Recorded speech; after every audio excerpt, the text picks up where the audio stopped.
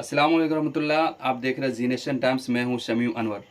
इस वक्त पूरे देश में जिस तरह कोविशील्ड को लेकर एक खौफ का माहौल बना हुआ है, जिस तरह न्यूज़ मीडिया में खबरें चल रही है और जिस वक्त से एस्ट्राजेनेका ने जिन्होंने इस कोविशील्ड वैक्सीन को बनाया था, उन्होंने जब यूके की कोर्ट में इस बात का एतराफ़ किया, इस बात को एक्सेप्ट किया कि हमने जो वैक्सीन बनाई है उसमें साइड इफ़ेक्ट हो सकता है, उसके बाद से लोगों के अंदर एक खौफ और एक भय का माहौल बन चुका है। जिन लोगों ने, ख़ास तौर पर वो लोग जिन्होंने कम्प्लीटली डोज लिया है, तो क्या इस मामले में लोगों से डरनी चाहिए या नहीं डरनी चाहिए? लोगों ने वैक्सीन ली है, उसको क्या करनी चाहिए? तो इस सिलसिले में हमने इसको और अच्छे से मालूम करने के लिए राब्ता किया है एक बहुत ही मशहूर और एक बहुत ही माहिर डॉक्टर डी समीम को, स्पेशलिस्ट है। चलिए हम उनकी बातें सुनते हैं और हम जानने की कोशिश करते हैं कि इस बारे में उनका क्या ख्याल है। टाइम देने के लिए सर, सबसे पहला सवाल आपसे ये है कि जिस तरह अभी कोविशील्ड के न्यूज़ आने के बाद लोगों के अंदर एक खौफ का माहौल बना हुआ है, तो क्या लोगों को डरनी चाहिए या उसके लिए कुछ रास्ता है वो करनी चाहिए? बहुत बहुत शुक्रिया आपका, जो आपने मौका दिया। आपके चैनल के माध्यम से शायद ये बात बहुत लोगों को पता चल जाएगी कि अभी जो न्यूज़ चल रही है कोविशील्ड के बारे में, इससे घबराने की अब बिल्कुल भी ज़रूरत नहीं है। जिस कॉम्प्लिकेशंस के बारे में बात की जा रही है या फिर जिसमें को उसके मैन्युफैक्चरर कंपनी ने एक्सेप्ट किया है, वो इतने दिनों बाद नहीं होता है। अगर होना भी रहता है, जो मैक्सिमम केसेस में देखा गया है कि विद इन अ वीक और with in few weeks, means 3 to 4 weeks के अंदर ही वो कॉम्प्लिकेशन आता है। जिस कॉम्प्लिकेशन का शायद बहुत न्यूज़ माध्यम से पता भी चला होगा लोगों को कि थ्रोम्बोसाइटोपेनिक सिंड्रोम जिसको बोला जाता है। तो जैसा मैंने कहा कि इसका इंसिडेंस एक तो बहुत रेयर है और है भी तो वैक्सीन लेने के विद इन फ्यू वीक्स तक ही है।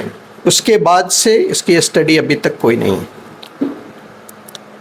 तो सर, जिस तरह एक सवाल ये भी होता है कि बिहार में जिस तरह से वैक्सीन किया गया उसमें कम मात्रा में, कम तादाद में किया गया, तो लोग ऐसा भी कह रहे हैं कि शायद बिहार के लोगों को या उसका ज़्यादा साइड इफ़ेक्ट ना हो, ऐसा भी है कुछ? नहीं, जिस अभी कॉम्प्लिकेशन के बारे में जैसा मैंने बताया कि अब घबराने की ज़रूरत नहीं है, है ना। और जहाँ तक सवाल है कि अब इतने लोगों को इंडिया में मेजॉरिटी ऑफ द पीपल को कोविशील्ड ही दिया गया था, है ना। तो बहुत सारे लोग कोविशील्ड लिए हुए हैं, तो इसके लिए अब घबराना नहीं है कि हमको ये बीमारी हो जाएगा। जो भी क्लेम और जो भी न्यूज़ चल रहे हैं वो एक्यूटली हुआ था कि वैक्सीन देने के फर्स्ट मतलब विद इन वीक या फिर विद इन 2 to 3 वीक्स हुआ है। वैसे केसेस इंडिया में भी पाए गए थे जिनको रिपोर्ट भी किया गया था, है ना। लेकिन अब रिपोर्टिंग नहीं हो रही है, ना ही इसका कोई डिलेड कॉम्प्लिकेशन है, तो अब घबराने की ज़रूरत नहीं है। सर, लेकिन अभी जहाँ शिकायतें आ रही है हार्ट अटैक की, कई सारी जगहों पे शिकायतें आई है। नहीं, हार्ट अटैक का एक कारण यही नहीं है कि सिर्फ वैक्सीन लिया है इसलिए हार्ट अटैक आ रहा है। हार्ट अटैक पहले भी हो सकता है। प्री एग्जिस्टिंग इलनेस जो होता है बहुत सारा, हार्ट अटैक के बहुत सारे रिस्क फैक्टर होते हैं, जिसमें है कि अगर आपको पहले से ब्लड प्रेशर है, डायबिटीज़ है, कोलेस्ट्रॉल बढ़ा हुआ है, या आपकी लाइफ स्टाइल अच्छी नहीं है, आप स्मोकिंग करते हैं, ड्रिंकिंग करते हैं, आप सीडेंटरी लाइफ स्टाइल में हैं कि आप चलते फिरते कम है, वर्जिश नहीं करते हैं, तो उसकी वजह से भी हार्ट अटैक हो सकता है।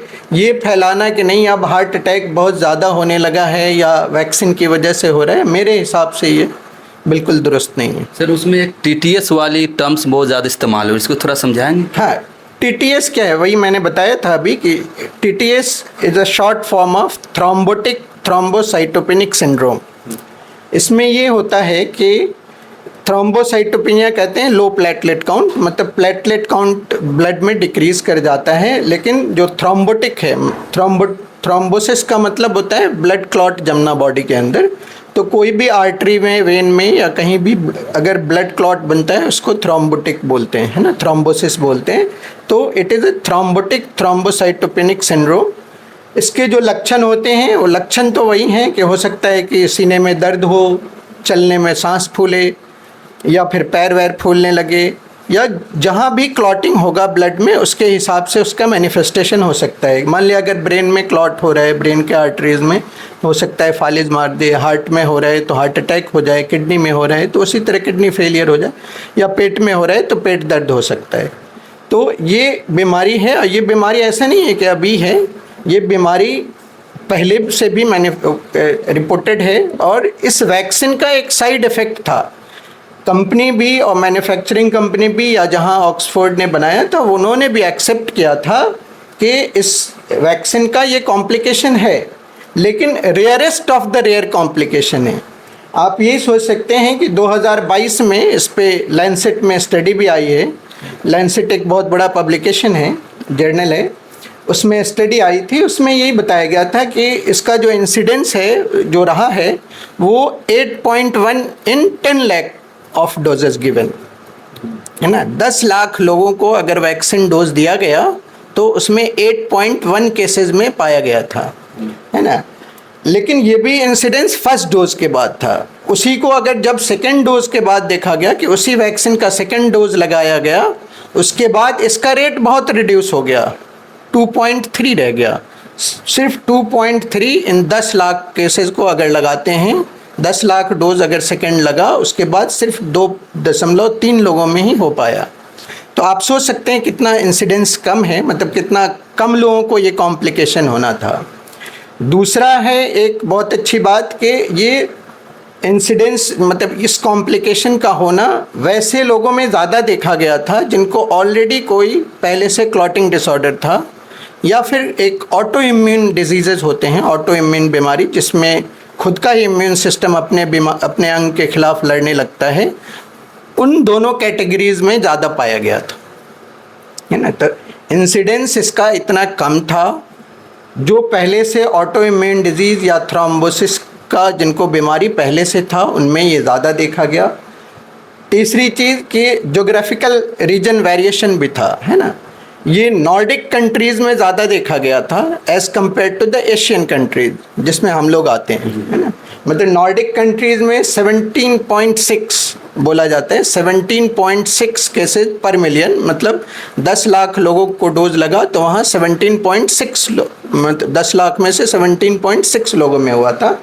लेकिन एशियन कंट्रीज़ की बात करें तो वो सिर्फ 0.2 है।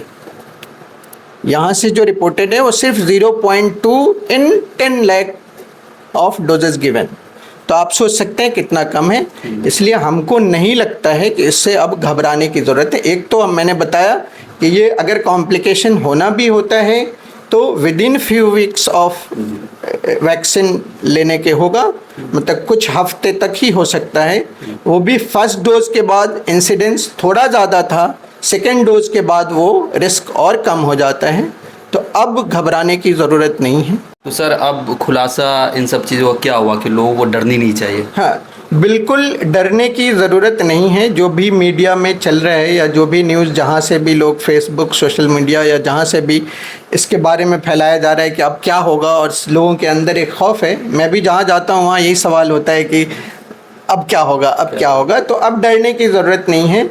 2-3 चीज़ें जो मैंने बताई उसको ध्यान में रखना है कि एक तो जो कॉम्प्लिकेशन के बारे में बात की जा रही है वो वैक्सीन लेने के कुछ ही दिनों तक होता है, कुछ ही हफ्ते के अंदर, 3-4 हफ्ते के अंदर में ही जो केसेस पाए गए हैं वो पाए गए हैं, उसके बाद नहीं पाया गया है।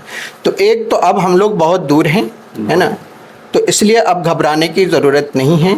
दूसरा, हम लोगों के साथ जोग्राफिकल वेरिएशन में भी हम लोग खुशकिस्मत हैं कि इस रीजन में, एशिया में कम पाया गया है ना। तीसरा चीज़ है कि जो लोग भी जो डबल डोज ले चुके हैं उनमें ऐसे भी रिस्क कम हो जा रहा है। तीसरा ये भी है कि हम लोग में अब रिस्क कम है। आखिरी में मैं बताना चाहूँगा, कुछ लोगों के अंदर ये सवाल होगा कि अब लेना है या नहीं, है ना। तो अब चूँकि उसके बाद जैसा आप लोगों को भी मालूम होगा कि ये वैक्सीन लगा था 2021 में, है ना, लेकिन बाद में एक वेरिएंट आया था जो बहुत पॉपुलर हुआ था, ओमिक्रॉन, है ना। तो अब जो वैक्सीन्स आ रही हैं वो ऐसा आ रही हैं जो ओमिक्रॉन को भी कवर करे। तो अब वो वैक्सीन ऐसे भी यूज़ नहीं होना है ना। और जो लोगों ने ले लिया है उनको भी बिल्कुल घबराने की ज़रूरत नहीं है, आराम से रहें, कोई कॉम्प्लिकेशन नहीं होने जा रहा है। चाहे वो डबल लिया फिर भी हाँ, कोई मसला डबल लेने के बाद तो ऐसे भी मैंने बताया कि वो इंसिडेंस और कम ही हो जाता है ना, तो वो तो और अच्छा है कि डबल डोज कंप्लीट किया हुआ है। ठीक, थैंक यू। सर बहुत शुक्रिया सर, हमारे लिए टाइम देने के लिए बहुत शुक्रिया, थैंक यू सो मच।